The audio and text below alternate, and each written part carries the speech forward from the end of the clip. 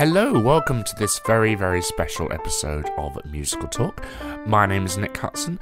This week you're going to have two discussions, one with Dominic McChesney about Brief Encounter that he and I saw at the Empire Cinema in London's West End, and also Dom is going to tell us about a lost musical that he recently got to read. After that, you're going to hear a wonderful discussion I had with Alex Lacamoire, who is the orchestrator, arranger, music supervisor, and general musically important person of Hamilton, which is of course playing at the Victoria Palace. So, let's get the show underway with the discussion I had with Dom about Brief Encounter. Dominic, hello. Hello. How are you? I'm very well, thank you very much. Very good. Very good. I'm terribly, sorry, went off into my early English accent. We're having a periods discussion here. Period discussion, yes. Not a menstrual discussion. This isn't menstrual talk. Anyway, we are here to discuss one musical you may know, because it's been mentioned on Musical Talk in the past, and it has made its way back into London, and one musical you will probably only know if you listened to one episode of Musical Talk. I think I've mentioned it twice, but I am slightly of the opinion that I'm probably the only person who knows of its existence beyond telling people. Yes, and the writer's probably removed it from his memory as well. Well, he's dead now, but yes. So, which one do you want to start with, Dom? Let's start with this one. For those of you not in the room, Dom pointed at a programme that says Brief Encounter on it, which we saw last night at the Empire, live on stage at the Empire Cinema. Yes, indeed.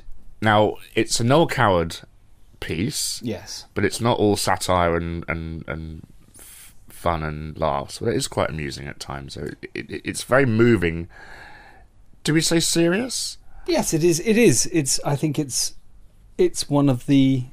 I mean, it's one of my favourite films. And I think it was voted... In one of the last polls, it was voted the 12th best film, English film, ever. For a while, it was number 2. It was the Then all the Harry Potter films came. They don't feature on the list, Nicholas. Or they might do, but not in your mind. No. and Foss has seen Brief Encounter and did an episode about it a while back, which we must find and link with this. And I want to revisit it as well. And so, because we did a séance with Noel Coward, I seem to remember in that episode. Well, he talked about it. I remember because I was out of England at the time, so I was very excited about the prospect of Brief Encounter, the musical, on stage. So when it came back, I was very excited. Now I'm back in England. I have had the chance to see it, and it's got live musicians on stage. I mean, it's. I know this word is shoved around a lot, but it's immersive, isn't it? It is immersive. It is absolutely. They completely grab onto the fact that it's in a cinema. It's been. I believe it has been done on traditional stage. But they really embrace the fact that it's at the Empire. So when you enter, you've actually got the ushers playing the instruments in the foyer. It's like in real cinemas, you don't. No, not these days. But you do have to go to the kind of outside ticket booth, which I kind of like. That's old-fashioned, isn't it?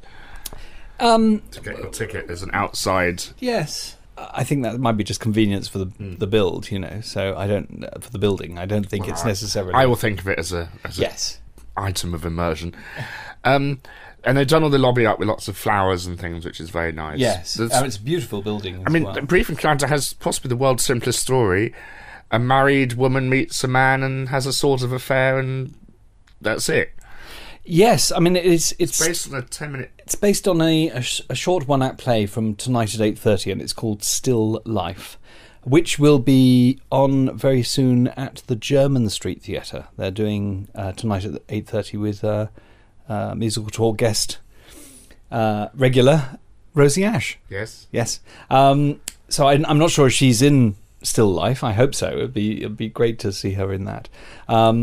That takes all place next door to the Empire Cinema. Yes, just around the corner, and that Still Life takes place all in the railway cafeteria, the railway buffet. they expanded it for the film, the David Lean film. Which has the famous Rachmaninoff Yes, tune in it. It does. And then it has been adapted quite a few times. And Well, there's another musical of it. there is. There's actually an opera of it by Andrei Previn. And there's also a musical, and it was called Mr. and Mrs., and it was two of the Tonight at 8:30 storylines, and they were updated to the swinging 60s. Oh, the book Music and Lyrics by John Taylor, and it was 1968, and it ran for 44 performances, and it closed in 1969. Quite a brief encounter then. That's right. It had John Neville, Honor Blackman and Hilda Baker in it. John Neville, his other... I'm going off onto one of my weird tangents. Welcome back, Don. Thank you. But John Neville played... he's remembered now, he's a great Shakespearean actor, but he was in the Terry Gilliam film The Adventures of Baron Munchausen, and he played Baron Munchausen. On the stage, he was famously in the failed musicalization of Lolita, which was called Lolita My Love, which I love the score.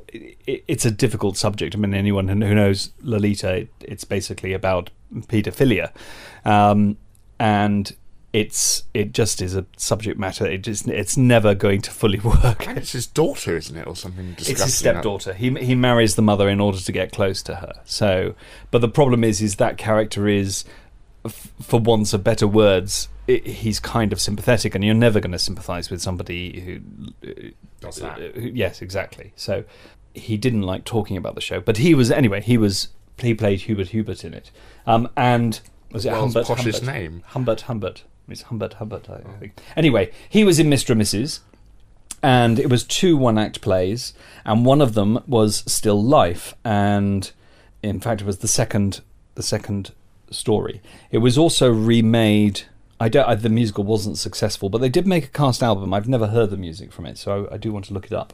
It then was remade into a colour updated film in the 80s, I believe, or 70s, with Sophia Loren and Richard Burton. It was one of those things where you think, how can this possibly fail with the team and the actors in it? And it's just horrendous. I mean, it's awful.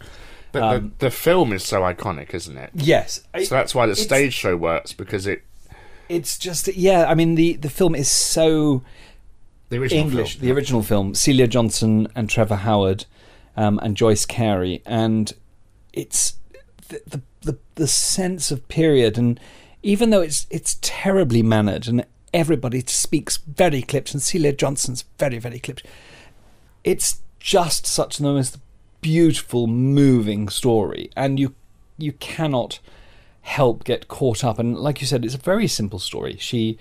Boy meets girl. She's a married woman who goes every Tuesday or Thursday. Every Thursday she goes to the local town and does her shopping, and she gets pictures. She shows the pictures in the afternoon, and she gets a speck while she's waiting for the train home. She gets a speck of grit in her eye, and this man helps her and takes the grit out of her eye, and they keep on bumping into each other, and over a course of probably about a month, 6 weeks, they spend more time together, and they, for want of better words, fall in love. Now, I'm rabbiting on, but the danger with this is that it is so period that would people accept something that is so English, and it's absolutely on the edge of being parody.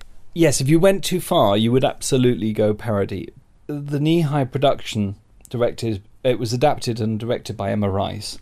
The tone is just so beautiful, and there is just the performances and the actors on the stage. They're just, I'm tearing up when I think about it. It's just brilliant. They are wonderful. They really do have, from the moment the show starts, when the usher's singing, and it doesn't really start, does it? It just kind of, things are happening in the auditorium. They're playing music, and that's right. And it's like second act of Matilda. It just bleeds into the show, and unlike the second act of Matilda, no one got yelled at by you, Dom. No. Well, there's only one act, which is good. So I mean, it does have a very definite beginning. They do, but they are, because I think they're, and you said about this. You said you don't think you've ever come across a more well-behaved audience in the theatre at the moment, and I think it's true because they do this in audience stuff with the ushers walking around talking to people. They're singing in the corner, and then they get on stage and they sing the first song. The audience is so warm to the characters that they've got you in the palm of their hand when they start. And there's, I mean, we won't ruin it, but there's, then they start and they're showing the film, and then, the characters are actually in the audience watching the film with you, and then the action starts. So the two main, the couple, Laura and Alec, are not part of the ushers, whereas the ushers will take on all the other roles. But they really, it really is one of those very clever shows that it very much is an ensemble piece, with the main two. But we have to say it's not a musical with songs written for the story. No, they've used Noel Coward. It's a Coward jukebox. Yes, it is. Isn't it? Yes, and the songs fit perfectly, brilliantly. I mean, a lot of them are sung by Josh Slovic, who sings a lot of the songs. An immensely talented young chap. Quite one of those people. His singing, his dancing, his acting is superb. And there was one brilliant moment, and I have to say this. There is the moment they're in the Lions tea room. They're in the tea room and they're having lunch. And it's when the girl is playing the crazy maid, and she comes out, the waitress, and she's coming out and she's kind of slamming stuff on the table. It's very funny. And the band take the form of what is a palm court duet, orchestra, whatever. And I looked over at him, and I may be imagining it, but I looked over and he winked at you. No. There was this really, because he was very engrossed in the situation, and everybody was. They all were, but I did notice him, that his face, it absolutely had this picture of the bass player of that moment. He was doing nothing except concentrating on the scene, but there was a completely new, different character there. It was just one of those actory things that I suddenly... And a couple of things we've seen recently, you haven't been that impressed with the performers. You sometimes say they possibly get a bit lazy, but this was really very focused from everyone, wasn't it? Everybody was so into it and treating it with respect and treating the audience with respect. Nobody was going through the motions at all. I did say, because I saw it last week before I saw it again last night, and I said to you, it's one of the best things I think that's on at the West End at the moment. You just got the feeling that everybody was absolutely behind it. They were giving the audience the best experience ever. And the performance by the lead girl is truly amazing. Isabel Pollen. Yes. They all are, but she captures Laura so beautifully. Was she mimicking the film, or was it purely her own? I mean, they obviously have I was thinking about this. They have a duty to. Do they have a duty to the film, or are they bringing their own? Yes, I think this is. There's a terribly, terribly fine line, performance-wise, of doing period middle-class England and English characters, and Noel Coward and Terence Rattigan and those early English period plays. There is such a fine line between sounding parody and doing it for truth. And people always talk about, Shakespeare and all these deep plays and everything, and these gritty dramas, whatever. I think being able to pull off that period and Noel Coward effectively, and because you've got to be affected but not be affected.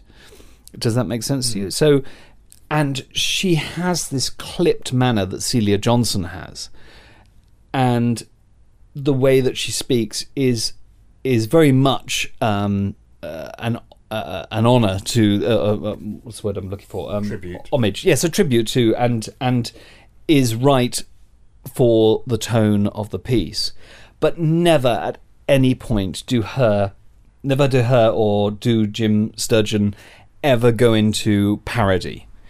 Their voices are absolutely spot on.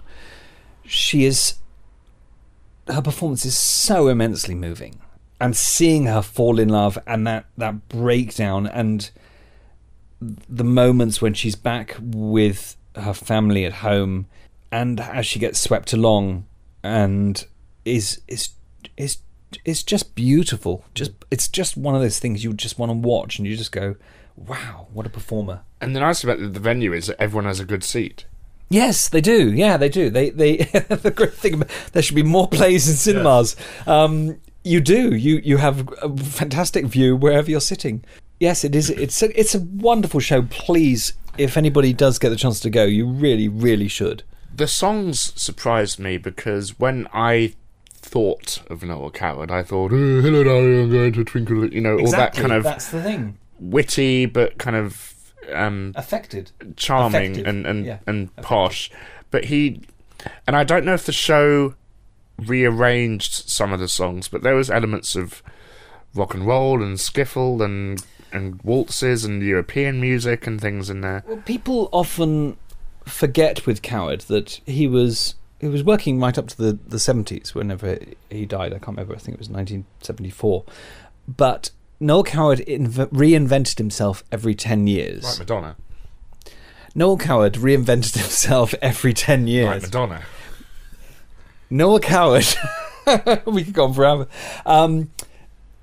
And people always think that he knew more than anybody, that he had to move with the times. You have an image of him in a smoking suit with his glass of port and a pipe. And exactly. Yes, you don't immediately link him with rock and roll songs. He wrote pop songs. They're not the pop of now, but had he been alive, who knows where he would have gone. I don't think he would have had a great rock and roll career. But remember, in the 60s, he went to Las Vegas and had his own Las Vegas show, and which the number that I think that you were mentioning, which is wonderfully done, is "Go Slow Johnny," which they do when they're in the boathouse after they've both fallen in the boating lake. It's sung much slower than the original. It's from Sail Away, the musical Sail Away, and that's much more of an it's not more up tempo, but it's certainly faster than they do it in this. But it does lend slower. Yeah, I know. And then the other number is "I'm No Good at Love," which they actually then changed to "I Am Good at Love." Yeah, I mean, there are some songs that commented on the action and some songs that moved the action. I was thinking, is it really a musical though? I would say it's a play with songs. Play with songs. Yes, but that doesn't look good in the programme, does it? Well, you can't go a play. Yeah, it's much easier to say musical, really. I mean, it's got songs in it. Let's put it. But what do the songs add? Would you see it and love it without the music and without the songs? If it was just the play done in this very stylised way, I think I would. But I think the songs do add some nice moments. They just lift it a bit, and there's you've got a lot of underscoring through everything. So, and you've got the famous Rachmaninoff tune, which is used very well in it, and very comically. There's the moment where Laura is having this breakdown, and the music is just it's bellowing out over the audience, and then suddenly you go back to her house, and her husband is shouting, "Can we turn it down?" Because suddenly it becomes it turns from non-diegetic to diegetic. Isn't that interesting? Mid-scene. I know. Gosh, they. Thank you for getting that in, Dom. But it's a beautiful, beautiful show. Yes. Really, really urge you to go and see it. It's at the Empire Cinema, which is next to Planet Hollywood, on the Haymarket. If you haven't seen it, you have, and I know this is cheesy, and Thos won't like me for saying it, but you have never seen anything like this before. You should go and see it to see. It's a wonderful example of an entire ensemble cast working together beautifully. I mean, really. I mean, sometimes I see things and there's somebody who sticks out. There's not one person in this cast who is not the weakest link. Yeah, it's just the work. Everybody in it is superb. Is superb. And I'm not on commission. It's testament to you that you went back about 5 days later to see it. That shows how much of a fan you are of it. Yes, I mean, well, the funny thing was when you invited me, when you said, you know, I've got tickets. Do you want to go and see it again? My first initial thought was no, I don't, because it was so beautifully fresh in my mind, and it was so effective that first time that I saw it. However, I'm so pleased that I did go back because to relive it. Yes, because it did really cement it in my mind that seeing it last night as well just showed what the discipline of the cast. I want to give special mention to Lucy Thackeray. I hope I'm pronouncing your name correctly. Who plays the Rosie Ash character, I can only presume. The kind of cafe land lady. Myrtle. The one who runs the buffet. Yes. Who has that beautifully... she's putting on... Played by Joyce, the wonderful Joyce Carey in the film. She puts on this terribly, terribly posh accent. Her real accent, Yes, I know. And there's some great comedy between her and Dean Nolan, who it plays everybody else, really. So, and actually Beverly Rudd, we have to mention as well, because she plays everyone else, everybody else. These very brilliant characters. And the wonderful scene with the dogs. With dogs, yes. Dogs, I did like the dogs. But it just shows how you can take a great film that probably isn't as funny as what we saw last night, and by giving them little toy dogs, it stole the whole show, that scene, didn't it? It's a funny moment. Yes. It's a very funny moment. There's some nice moments with film projections and stage actors, and we'll leave it at that. If you haven't seen it, do go and see it. It really is. The band are fantastic as well. And what did you think of the puppets? So the children of Laura are portrayed by these kind of mannequin. They're life-size children puppets, aren't they? I think it worked really well. It did, didn't it? I like I mean, there's some very, very clever staging moments. There's the puppets. There's the toy dogs. There's a lot of stuff going on. So there's often characters who are on a second stage, sort of almost there above or looking at the action, and you can see that they are involved or they're having their own little storylines. And because you've got several storylines and several love affairs actually going on, you've got the young quite love, steamy ones as well. but you've got the young couple, then you've got the Myrtle and the station master, who are having the kind of steamy relationship. Dean Nolan's dance moves, very impressive. Yes, very impressive. Then you have the forbidden love of Laura, and it's interesting because it explores all the avenues of love, doesn't it? Yes, it does. Yes, it does. I just find it so incredibly moving. I'm being a bit soppy about it, but I do. I mean, I've always loved the film, and I do tend to watch it once a year or whatever. But it's interesting how it doesn't work as a specially composed musical. I don't know that show. I don't know the opera either, but it would be wrong for me to comment on the Mr. and Mrs. Because the reasons why that failed may have nothing to do with the storyline. They updated it, and you've seen something, Dom, which no one is. Well, some people have seen it, but not many have. Weirdly, it does tie in slightly with Brief Encounter in the sense that when we're walking an advert for an Agatha Christie play in the program. Well, no, I don't think. It's immersive. You said that you didn't realise that Noel Coward had written, kind of upbeat pop Yeah. numbers for rap songs. No, he didn't. But although some of his patter, I suppose. And I said, well, people often forget that Noah Coward and Agatha Christie were both writing up to the 70s. People think that they are this very mannered English thing, but Agatha Christie wrote stories set in the 60s and 70s with characters in Spies. Characters in jeans. Characters in jeans. Well, she does in The Pale Horse. She talks about teenagers in jeans. And one of the... With funny drawings on their arms. Yes. I managed to track down in the V&A, the Sean Kenny Theatre Archive, I managed to track down the script of the unproduced Agatha Christie musical from 1964, I believe. And I went along to it, and I was given access, which anyone can get access. I'm making it sound terribly like I'm very special, but I didn't. Anyone can go along. And I sat down and I read the entire script one day. And this was written by John... It was like Christmas Day for you, wasn't it? It was. I was terribly excited. It was written by John Wells, who was the famous satirist.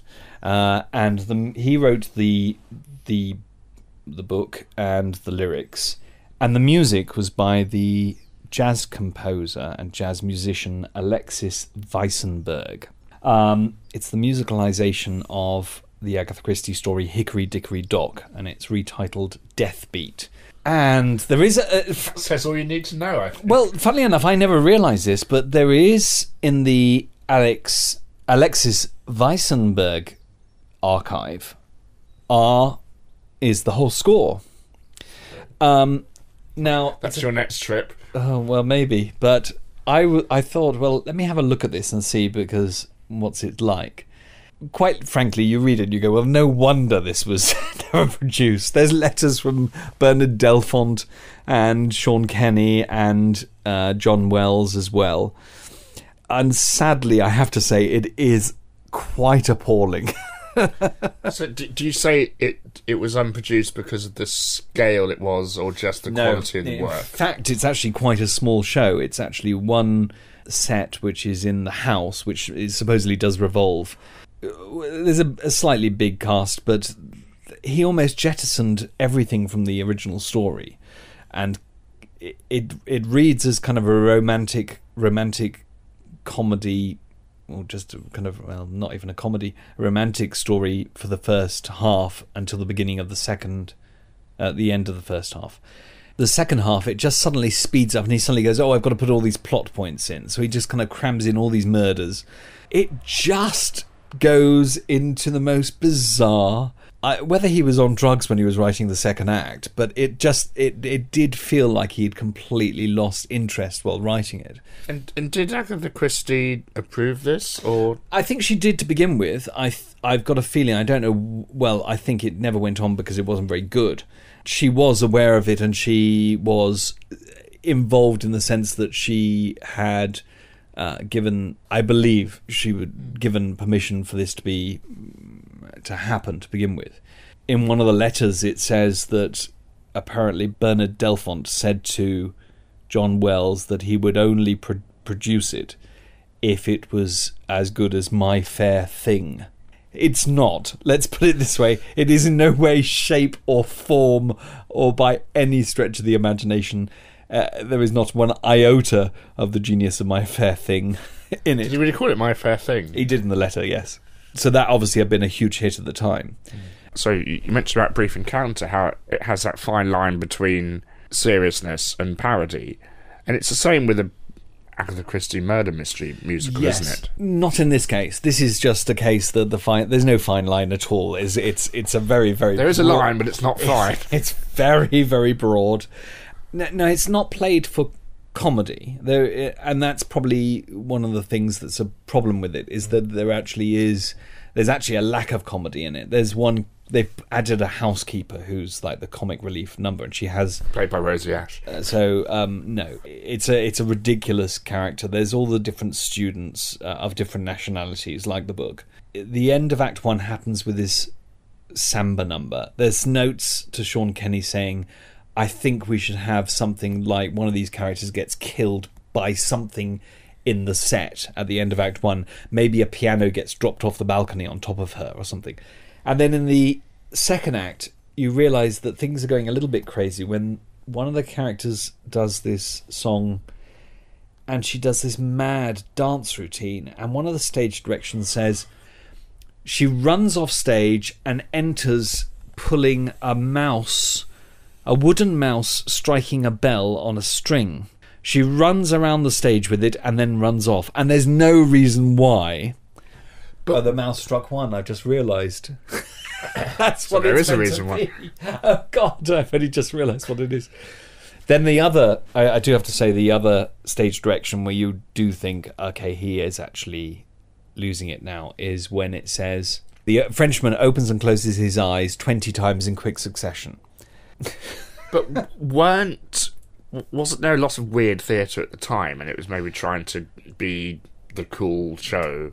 Well, I don't think it was trying to be the cool show. I think it was John Wells trying to write of the that very much that era of this kind of reality stroke getting non-reality. on a non-reality and going on to, you know, the psychedelia and things. Well, yes, and it's very much set in the 60s. There's a lot of ideas for lighting cues with different rooms lighting up. If anyone's interested, it's there at the V&A. You can go and I think you've sold it to nobody, Dom. It ends, I do have to say, it ends with the stage direction. The Frenchman runs out of the house, jumps into... meets his mother or his boyfriend. And blinks 20 times. No, you don't need to add anything that's ridiculous enough as it is. The Frenchman runs out of the house, meets his mother or his boyfriend, jumps into the pink car. With one final chorus of "I'm in love with you," they drive off into the sunset. Perfect. There we go. So, yes. Is it the Deathbeat. same killer in the book, though? It is the same So killer. they haven't deviated that far. To put it another way, they didn't deviate from that, but they did from a lot of other areas. Because I know it from a Poirot story. Well, it is a Poirot story. Yeah, But he's not in it. Now, I was under the impression, I don't know where I read this, that it was originally, I thought Poirot was going to be in it, and that it was written as a vehicle for Peter Sellers, but he doesn't appear in it. Or Kenneth Branagh, nowadays. Oh, yes. Thank you very much, Dom. Thank you. Thanks to Dom there. For more information about Brief Encounter, you can visit kneehigh.co.uk or just Google it, you know what to do. I'm going to hand you over to the discussion I had with Alex Lacamoire now about Hamilton and various other projects. My recorder decided to not work when I did the interview, so we had to use my phone instead. So the quality might not be amazing, but the interview certainly is. Here we go. My name is Alex Lacamoire. I am a music director, arranger, orchestrator, pianist, and music guy, producer, person. Everything under the sun. Welcome to Musical Talk, Alex. I finally know how to pronounce your name. Well, a lot of people say it different ways. You must have so many variants on your name. I do, and even growing up, I used to say it differently, and I say it, and now I say it with the French pronunciation. Yeah, good. Now, you are most famous at the moment for a small musical called Hamilton. So congratulations on Thank that. you. Its first outing outside of the States. Yes. What were your thoughts when you heard it was coming to England? I was super excited. I mean, mostly because I hadn't spent time in England very much. I'm like, I can't wait to go there and spend some time in London and get to know the city. And also, one knows how esteemed theater is in this city. Well, thank you very much. Of course, absolutely. And I really was taken by the talent that exists here in London and the pedigree, the training that they have, especially for a show that has such Shakespearean qualities as Hamilton. You find that the actors here have this gravitas and this rootedness and this ability to just stand on a stage and just deliver. And there's a lot of moments in Hamilton where, like very much in the soliloquy form, people go through their thoughts as they speak, which is a very Shakespearean quality. So to know that they had that here locked was amazing. Especially the lead man. Who, of course. His story is wonderful, that he comes straight out of what many would consider one of the best theatre schools in the world. Oh, he's wonderful, yeah. And gets to play this role. It's amazing. But the reception-wise, were you nervous? Because obviously the title is An American musical, Of course, yeah. isn't it? I mean, we've had Book of Mormon come here and find massive success, so we're very accepting of American culture, but Yes. it's not anti-British. No. But it does. The comedy comes from King George, doesn't it? Well, a couple of things. You can't control how people are going to react. So all we could really do is just present the show as best we could, and the people would decide what they thought of it. And there's oftentimes things that come over here that are huge successes in the States that aren't over here, and likewise things that are well received here that might not be as well received in America. I'm not going to say, I was nervous how it was going to be, but I was like so curious, and I knew that it was an open page. It would be what it was going to be. All we could control. And you had a new theatre built for the show. A new theatre built for the show, of course. But you are right. There was that piece of us that wonders, okay, how will the show, as you mentioned, that is about the one that got away. This is really how is that going to be received? But it turns out that people here still love the show. It's fine, yeah. I find that it's the story of a man who made himself out of nothing, who was able to create his own life. There's an underdog story there. There's themes about immigrants. There's themes about what is your home. There's themes about family, legacy. All these things that are universal. The immigrant thing is amazing because it wasn't. You think it was a musical written about a year ago, but it just so happens that you and Lin-Manuel and everyone else have, in a weird way, been quite lucky with the situation that's able to make this piece mean a lot more. Isn't that interesting? How things haven't changed? Yeah. There's it's or got worse. One sure. But again, you go back to the Greek tragedies and the themes that those things talk about. Those things are still applicable now. So let's go back a bit. How did you find Lin-Manuel Miranda? Not personally, but how did you start working together? Yeah, it's like a George Martin and Beatles pairing. Oh my God, I'm honored that you would think that kind of pairing. We were introduced through a couple of people.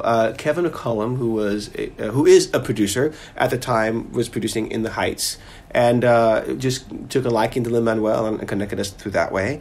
We were also connected through mutual friends, some actors who were in a workshop of In the Heights that I did not music direct. Those actors knew me from Miami growing up, and they had said to Lin-Manuel, hey, you need to meet Alex. He's a music director. He's Cuban. He's from Miami. He's an arranger. You guys would hit it off. And so a lot of people were kind of pointing us in the direction to us eventually meeting. It's fate. I guess so. That's the way I think of it. And you were MD of Wicked, weren't you? At the time, yes. Yeah, I started as the associate conductor and arranger. Stephen Aremus was the music director at the time. And Stephen Aremus went off to do other things, and then I took over the helm at Wicked, and I conducted there for a year and a half. And around that time is when I was really getting heavy into the workshop of In the Heights. As a matter of fact, a lot of our meetings would happen in the music office at Wicked in between shows. I was very good friends with William David Brown, the orchestrator. Bless him. And subconsciously, perhaps, what do you think was the best thing he taught you about orchestrating and writing in the theatre? This is the story I tell about Bill Brown. First of all, he was a masterful orchestrator, and he, I think, single-handedly opened up my ears to what an orchestra could do to a lead sheet, to a piece of music. The story I often tell is that there is an underscoring cue in Wicked that I wrote out, that I arranged. And I remember sitting at a piano, staring at the sheet music, and with the pencil between my teeth while I was playing the keys. As one does. As one does. At 3 o'clock in the morning. Of course, and you know how it is, slaving and working over getting these exact 2-bar voicings right. And once I was done, it was a very pianistic 16-bar cue, and I handed it to Bill. And in my mind, I thought to myself, well, I can't wait to get this music back because I know that there's going to be a lot of fun voicings and a lot of chewy things to play on the piano. So once I got the orchestration back from Bill, the amount of piano in the actual cue was 2 bars. And it was like a chord at the end and one little fill at the top. Probably all ebows and bass harmonicas and things. And he had given everything to the oboe, to the French horns and trumpets. So all these things that I was still living in my little bubble of what a piano does and what a piano means. And Bill's statement was always if you have too much piano in an orchestration, it sounds like a rehearsal. And that was oh my God, you're right. You just have to find the space to have the piano make a statement so that it actually means something when it plays. So once that happened, I just really stopped paying attention to my little insular You're world. only writing for you're writing a skeleton, aren't you? Which Yeah, is- exactly. So once you think about it in those ways, then the colors really open up, and you start to really get yourselves into other worlds. And I also love the way that he wove things in and out. Like I tend to think in blocks, and I still do. And okay, these 8 bars are for this, and these 4 bars are for that. And Bill just had this ability to have things be, okay, this instrument will play for 5.5 bars, and this oboe will come in the third and 0.27 bar, and everything just kind of like dovetails in a way that it just bleeds and like it just naturally flows into each other. So I love the way that he did that. Ironically, he was very anti-technology, wasn't he? You know, I'm not going to say it was anti-technology, because I found that when it came to the EBow and Wicked, for example, he was tickled by the sound that made. And he used the electric keyboard that we had in Wicked. There were sounds that he specifically sought out to have that happen. So But for the sake of live instruments, he was very... Yeah, I think for him it was a way to use a live musician playing that electronic sound. I think he was much into that. And I've kind of taken a cue from him in that respect, in that...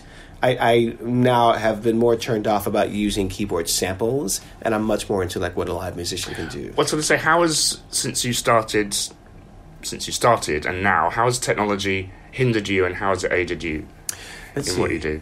It's definitely aided me in many ways, in terms of making demos for myself, in terms of getting files to musicians, in terms of emailing things. PDFs. PDFs or WAV files. Hey, here's this little sample. Like, how can I get it to the keyboard? I just put it on a flash drive and give it to the programmer, or I email them the file and they download it that way. So that's been fantastic. In terms of how it's hindered me, I don't see a downside yet. Because some composers, and there were 2 in the room here, and I'm talking about me, we perhaps rely on it too much. And especially in Sibelius, you write something, or Finale or whatever, you write something that because the computer can play it, you think everyone else is going to be able to play it as well. And I forget sometimes I'm writing for humans sometimes. Yeah. And I think that's where technology can hinder me, for Gotcha. example. Yeah. You have the ability, of course, to be able to write for real players, but you're also writing in Hamilton for tech at the same time. Yes. To sound like tech with the drum program, the program. The loops. Yeah, exactly. Would that have been possible 10 years ago? Oh, wow. That's a great question. I don't think it would have been as easy. I wouldn't say it would have been impossible, but I think it would have been a lot more work. I'll put it this way. When I was working on Bring It On, I was not using Ableton at the time. And Bring It On, like Hamilton, had a lot of loops, had a lot of sound effects, had a lot of things that needed to be digitally precise and cued just right at the same time every day, so that the lighting cue could happen at the right time. And at the time, we were actually using QLab, which you would have to print a stem out of Logic, which is what I was working at the time. And if you wanted so much as to change 1 bar of tempo, you would have to reprint the entire stem and all other 10 stems that went along with it. Oh, it was a nightmare. And with Ableton, it's much more immediate. So if you wanted to change the tempo, you could change the tempo of the entire song with a click of a mouse, and all of a sudden everything is there, and everything moves in real time along with it. So I find it was a lot easier to have stuff be more at the moment and be at the ready to just change things on the fly as you need to. So I do feel like it's a lot easier to do that now. And also just the amount of sounds are much more available. The amount of samples are much more available. Like, I'm working on a project right now, and I'm like, okay, I need a reggaeton loop. And like before, it would have been a lot harder. You'd have to open up Recycle, or open up all these other programs. And now, like, I literally just went online, typed in reggaeton loops, found 5 different stores, downloaded them. Within 5 minutes, I had exactly what I needed, and it was much easier to move forward creatively speaking. So I do love that. So how would you get a song from... Because I'm always interested in a musical, and I mean this in the politest possible way. Who does the real music work? What do you mean? Who comes up with the underlying harmonies, the reprising of the motifs, the blending, the... You mean specifically between Lynn and me? Or? No, just in general. It's this argument of the composer versus the orchestrator versus the arranger versus the supervisor.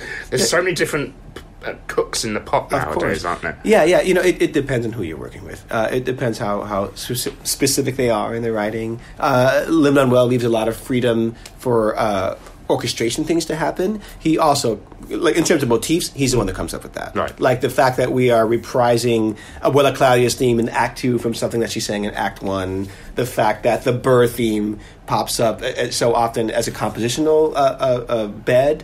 that is Lin-Manuel. So would he present it to you on a score, or would he say, and then at that point, this theme comes in? He would present me with demos. Okay. So Lin writes into Logic, and he will come up with the sounds. He will find loops that he likes. He will find cool synth sounds and create lines and melodies based on those. He will record his voice.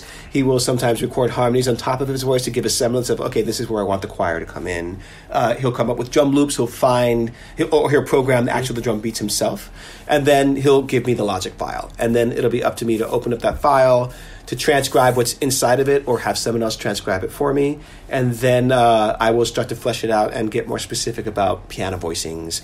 I'll write out, I'll come up with hits. Like, oh, this would be a great bit where we'll take the drums out completely and have it be just piano, or instead of a lower register voicing, we'll have a higher register voicing. I'll come up with those things. Every now and then I'll be able to like sneak in a little theme. Like there's a moment in Right Hand Man when Hamilton and George Washington are speaking, and you hear this little high piano motif of My Shot. That just happens in the background. It's so quiet and so subtle. Like that's something that I threw in. Well, for me, the whole show opens with not giving away My Shot. That's a big theme. Yeah, exactly. And those are related, absolutely. And because sometimes you wonder what comes first. Did he write My Shot with that just as an idea, and then use that later on, thinking, oh, I could, I love the puzzle of when it comes to putting these shows together. I find with Lin, it's intentional a lot of the time, and sometimes it isn't. But he's able to say, okay, I want this character's theme to appear just at this moment. Like that happens a lot with Angelica in Hamilton. Like when she appears, you hear her or just some fabric of that. She always goes up as well. She always goes up. Yeah, exactly. Or whenever you hear her name, it's usually Angelica. Yeah. It happens in that. Eliza. Those happen, and whenever you hear those people's names, like every time I think the word Eliza appears in the show Hamilton, it's that pattern. It's like every time On My Own is said in Les Mis, it gets... It's related. And why do we do this? Why do we have motifs? Why do we put all this effort in where 10% of the audience are going to notice it? Oh my God, I think more than 10% notices. And I also believe it's, even if they don't notice like outwardly, I think it's subliminal just as well. I also find that those kinds of themes are great for the ear. I find that once you get to the second act of a show, you've heard so much music, your brain can only take in so much. And I find when you have recalls like that, there's familiarity, there's anchors, there's, you build in those patterns, and all of a sudden there's a relaxation in that. Some shows do it backwards, where they'll keep introducing the same motif, whether it's harmonically or melodically, and then come the end, there will be a whole song based around that. And exactly, it's so satisfying because you feel, I've been hearing this all night, and finally it's a payoff. Yeah, and you find, I think, if it's too much information for a while, like you start to get a little restless, maybe you'll fold your arms a little bit, but I find there's a little bit of relief in being able to visit the familiar, and that happens in life as in music. So you're here, obviously, for the Olivier Awards, yes. I'm guessing? Yes. You here for long? I'm here for 12 days, actually. Oh, that's nice. So this whole week we have Olivier's rehearsals. We have auditions next week. And then a few days after that, my wife is joining me. Her birthday's not long after that. So we're going to spend a few days just like... Doing London. Seeing Hamilton. If you can get a ticket. She loves London, yeah. So we have a nice time here. Now, obviously, Hamilton has been said, this is the future of musical theatre. Oh, it's very nice of them to say that. Do you agree? Here's what's interesting. Because it's an old-fashioned story. That's why I think it's interesting. I find that, and then I've been saying this since In the Heights days, Lin-Manuel is actually a very traditional musical theatre composer. He just uses modern contemporary vocabulary, and he's able to use the old modes and the old styles of back in the day. It's very much influenced by Camelot and Sondheim and Rodgers and Hammerstein. Well, the song he wrote for Neil Patrick Harris. Oh my God! Getting Bigger, whatever it was, it's a patter song. It's incredible. It's wonderful. But yeah, he has that.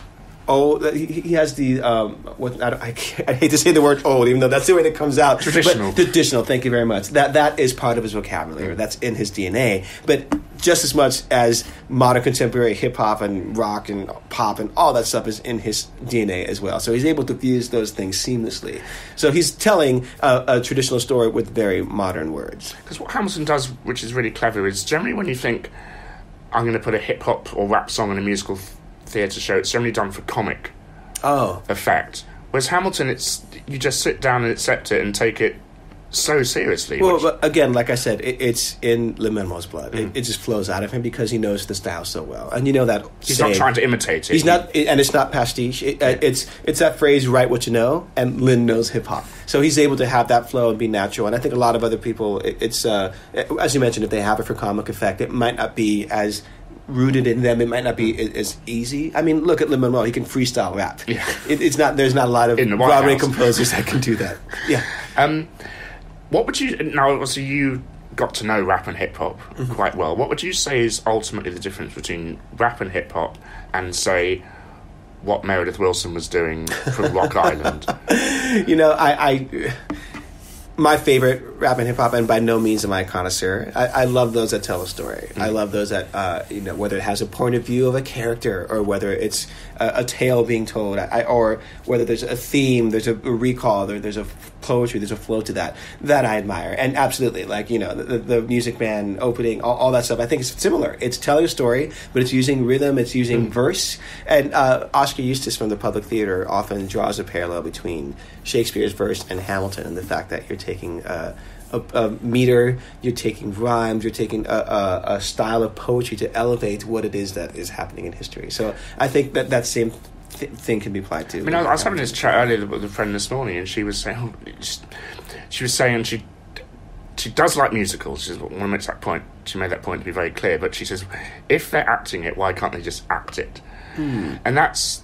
I said they are acting it. They're just doing it to a set rhythm, like they were with Shakespeare. And the amazing bit in Hamilton, which I was not expecting because I didn't listen to much of the cast recording going in,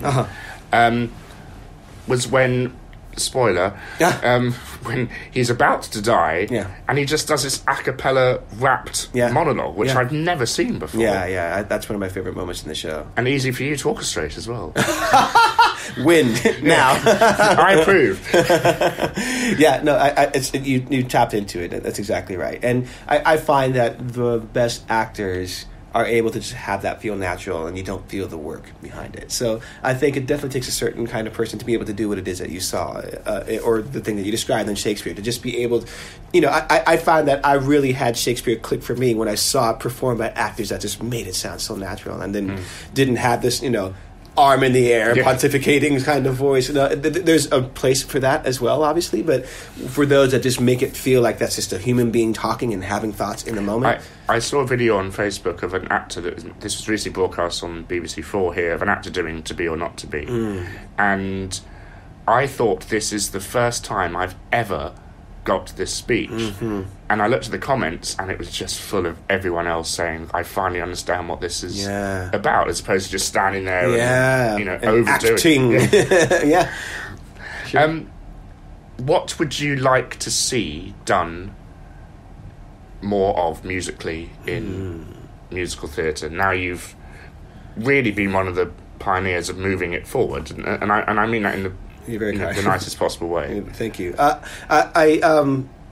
I feel that people are taking chances in theater now, and I'm not going to say it's because of Hamilton, because I was feeling that trend start to happen anyway.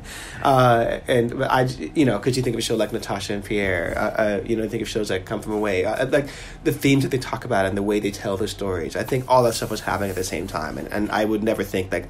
You would have to even look at the math, because you can't pop out a show in a year's time. It takes so much time to gestate and to workshop and to have that develop and be around for a while. So I'm really excited by shows that talk about themes that you might not normally talk about in shows. I bet Sondheim was doing that back in the day. And you think of a show like Dear Evan Hansen that's talking about suicide and depression, and but then again, shows like Next to Normal were also doing that as well. So I like those kinds of shows that are a little bit left of center. I like shows that just try something new. So the more that happens, the happier I'll be.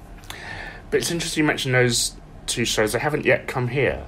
Oh. We seem to be a bit slow in picking up these amazing shows that are so heralded on Broadway. And it's a shame, because I think we're a bit more nervous here, which is why Hamilton is so great, because it proves that we can accept these kind of, I don't want to say out there, but these kind of slightly left-centre shows that, I remember when my friend saw Hamilton at the Playhouse, at the Public Theatre, He said, this show is going to do everything. It's going to win all the Tony Awards, Oh my and then it's gosh. going to win the Pulitzer Prize. Oh my gosh, that's amazing that they Then said I asked that. him what the lottery numbers were, and he wouldn't tell me. That was very nice of him. But anything else you want to... I mean, tell us... You'd like to say what you're working on next? I'm trying to think. I don't know that I'm doing anything that I can talk about publicly yet. Okay. But I mean, the most recent thing that I did that I had a great time was the Greatest Showman soundtrack, and that was great to be Doing part quite of that. well, isn't it? I'm so pleased, especially here. I was hearing that it spent as many weeks on the number one as Adele's 21. That's ridiculous. That's amazing. And I love those songs, and that was the best part about that for me was seeing how something goes from a demo stage to a full-fledged movie musical. That was very similar in terms of working with Lynn, where the ideas they started from demos, they started from computer products, and how is it that you add the live element into that? How is it that you make it real? Because demos are the new lead sheet, in a way. I would say they? so, yeah. And again, depends on who you're working with, Yeah. right? Because again, Justin Paul and Ben Pasek, if they wanted to write a very detailed piano part about what they want the exact voicings and notes to be, they will do that. Other times, if they want it to be more open, they want more ideas contributed, they want more of a collaborative effort, then they'll leave it more open. But I really enjoy the people that I met in that process, specifically Greg Wells, the record producer out in Los Angeles, Rob Mathis, the masterful orchestrator who did symphonic charts for that, and all the musicians I met along the way, Adam Blackstone, the bass player, and his band of amazing musicians. So I was really happy to have this new world open up of people that I hadn't worked with before, because in working with Hamilton, I was working with people that were familiar to me. So all of a sudden, I had this new top shelf A-game list of people to be able to know and now have in my phone book. I'm so happy about that. Alexander, thank you very, very much for chatting to us here on Musical Talk. Thank you so much for good having luck with me. everything else in your career. Thank you so much, Nick. A pleasure. For more information about Musical Talk, please visit our website at musicaltalk.co.uk. You can email us at feedback@musicaltalk.co.uk, listen to past episodes on iTunes and YouTube, and follow our social media channels on Facebook, Twitter, and Instagram.